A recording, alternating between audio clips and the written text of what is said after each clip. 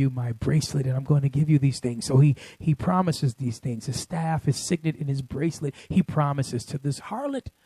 Little did he realize that it was his daughter-in-law that plays the harlot. And guess what? He actually lies with her. He has a tryst, has a one-night stand. And as a result of the one-night stand with a harlot, a woman he thought was a harlot, with actually his daughter-in-law, she becomes pregnant. He finds out months later that his daughter-in-law plays the harlot, the double standard, of course. He can sleep with a harlot, but she could not play the harlot. So he says, bring her to me. I'm going to have her burnt. Because, of course, her reputation now is preceding her. Everybody's hearing it is bringing shame to him. So he brings her to him. He didn't realize that it was his daughter-in-law that he slept with and that he impregnated. She, right before death, she shows him the signet and the staff and the bracelet and says, it's with you. You're the one.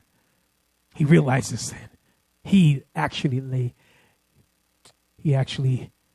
had sex with his own daughter-in-law. And it was out of that scandalous situation. The scripture says, Perez and Zerah in verse 3 of Tamar. You see that? In the line of Jesus, in the messianic line, in the messianic line, there was a messy situation. So what was messy to folk is messianic to God. Let me say that again. What might be messy to you is messianic to God. What might be scandalous to you is a setup to God. What might be deplorable to you is divine date with destiny to God. What you are despising, God is employing. And that employment and that subcontracting is what Satan is.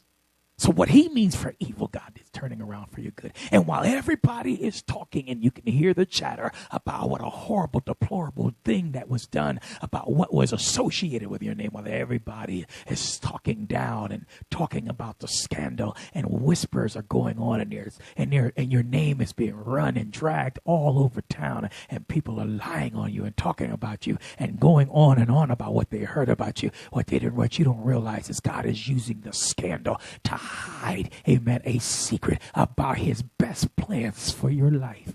Isn't that something? His best plans are often hid inside of scandals and secrets.